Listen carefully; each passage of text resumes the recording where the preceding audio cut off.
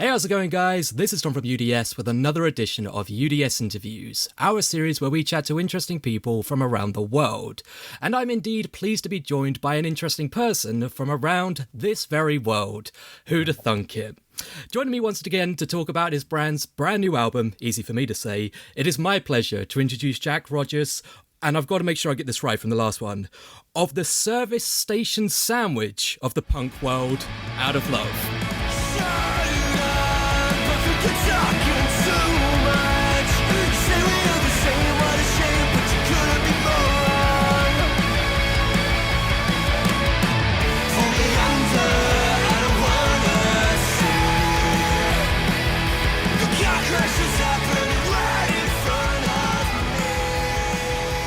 Fuck yeah, I forgot about that.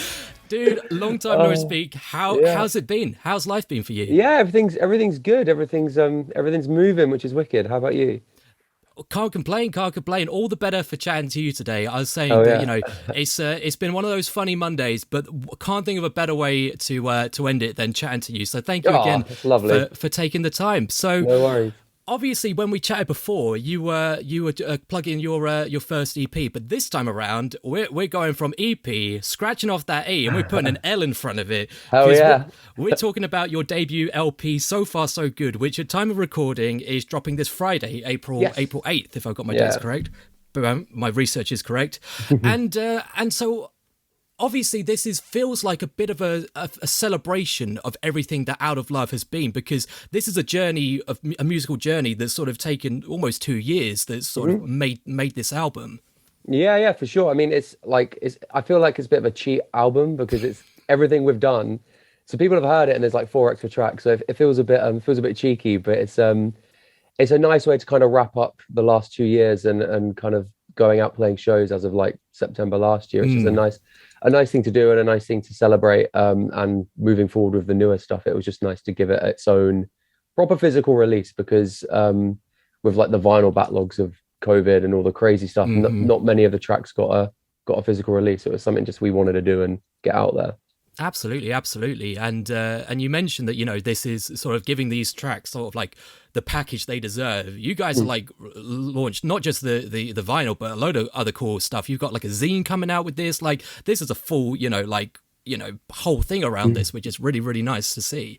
Yeah, I mean we don't just want to give away one thing. We always try and package everything up with different bits and bobs. I've always had like little collectibles or whatever. But again, we're just happy to get something physical out there. And anytime our music can be on something physical, we're always so excited just to see it and hold it and just have it with us. It's so much cooler than just seeing it up on Spotify. Oh, absolutely, yeah. You can never beat it, like whether it's books, music, or anything. And it sounds super hipster of me, but like you just can't beat it when it's that physical thing you can like either slot on a shelf or pick up and like get that real tactile feel for. So yeah, for sure. I'm real excited. And we talk about these songs. A lot of them sort of were recorded sort of right at the start of the pandemic, if not a little bit before. And we chatted a bit before about how a lot of the tracks, if not all the tracks, are quite introspective. They talk about how, like, as much as we might like to admit it, like none of us have our shit together, and it's sort of like talking yourself and sort of that whole thought process through that, and with personal songs, a lot of the time, either for the listener or the writer, there's sort of your relationship with the song changes a bit. So would you say, since we last chatted, that your relationship with the tracks has changed at all, or do you feel like how you felt when you first wrote them, they still resonate in the same way? Oh, I think they still resonate in exactly the same way. I can when we sing them live or when we play them, I can pinpoint exactly the moment in time where I wrote that word and exactly what I felt at that moment. And I think that helps with never getting bored of it. I know it sounds stupid, but like just relating to the song still is so important to me, and I wouldn't want the meaning to change. I think it was written for a reason. Of course.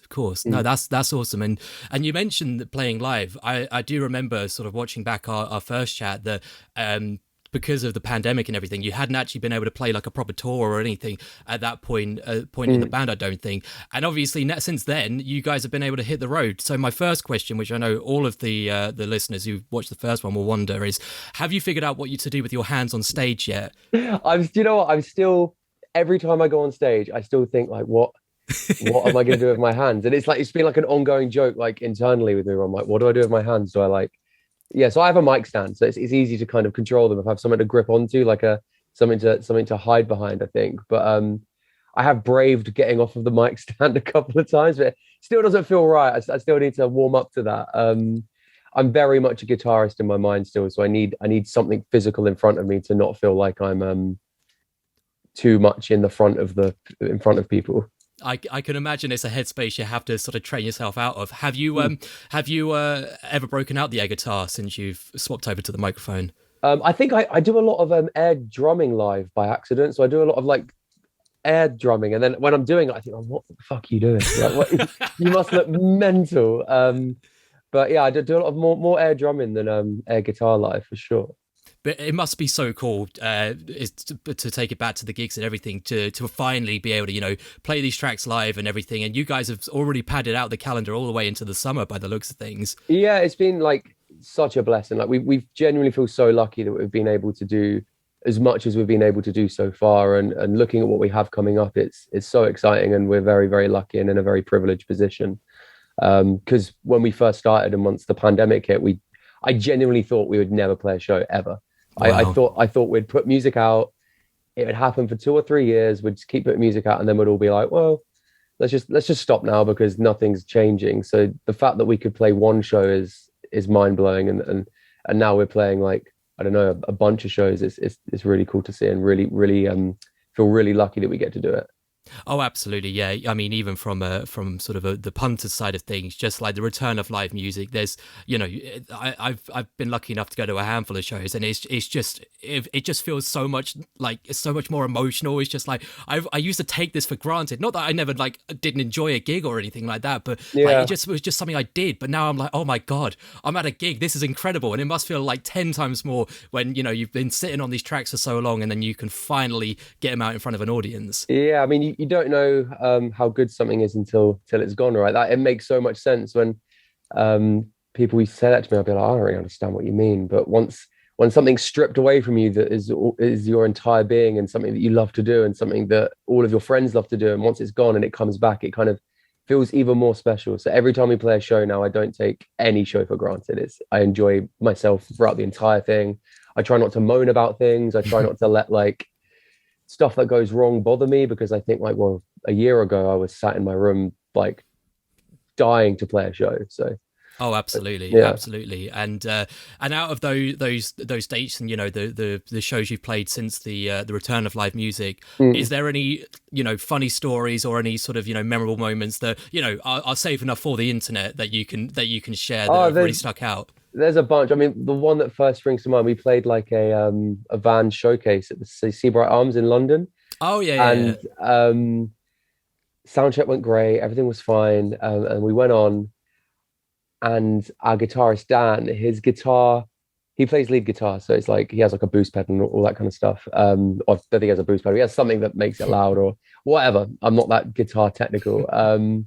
He started playing, and I could see I had earplugs in, so I was singing and doing my thing, and like the show was happening, and I was like, oh, this is pretty good. And I could see people in the crowd being like, and I was like looking around, and I was like looking at like Lags, who's Them Records owner. He was looking at me Mm. and being like,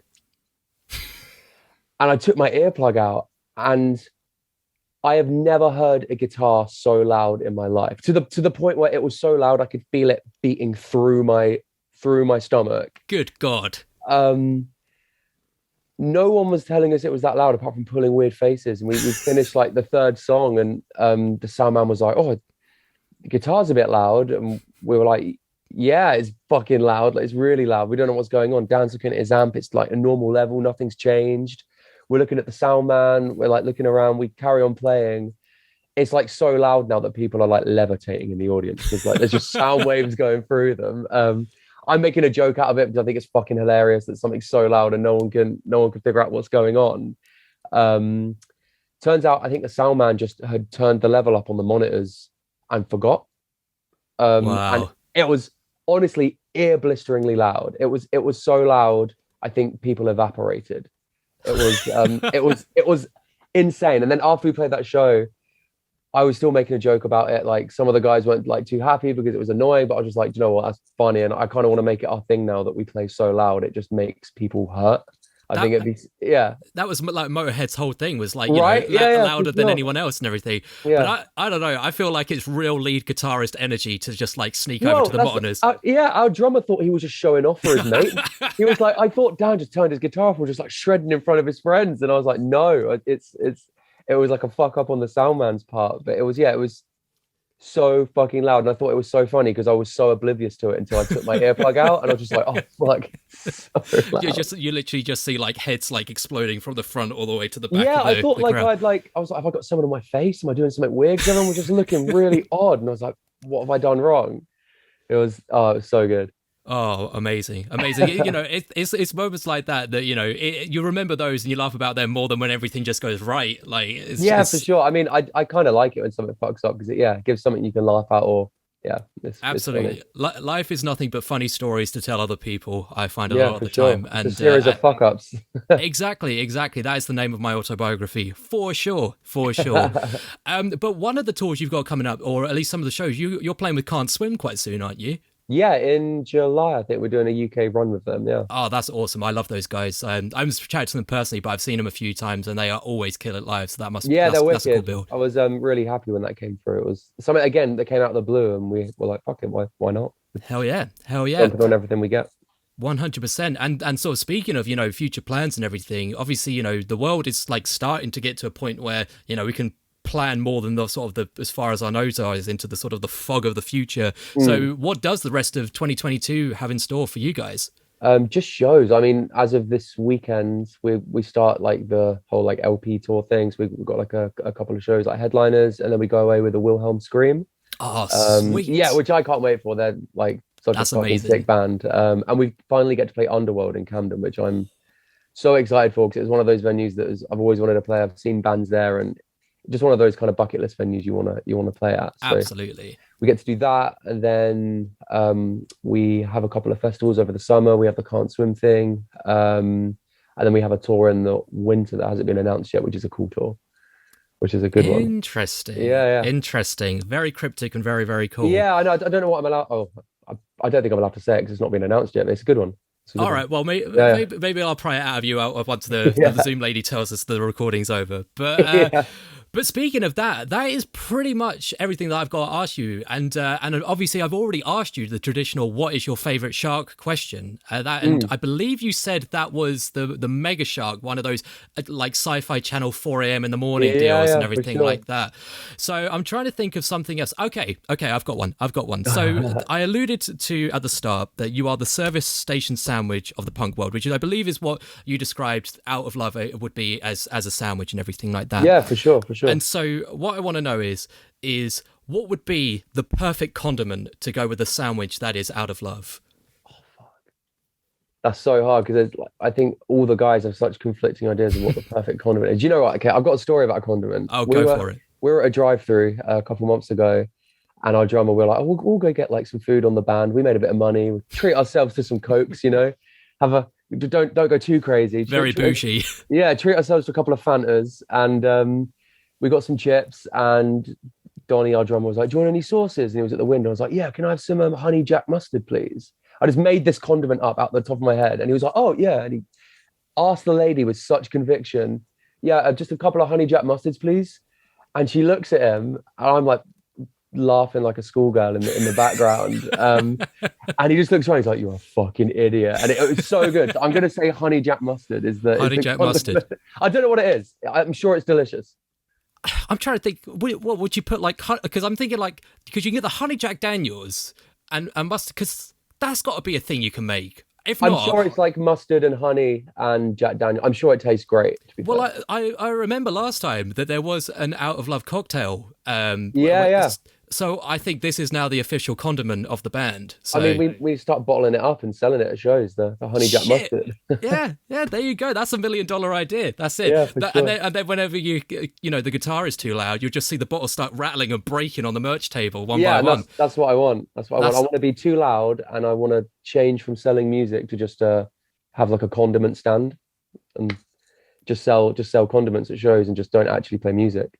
I Maybe the absolutely. live show can just be us like making the condiment.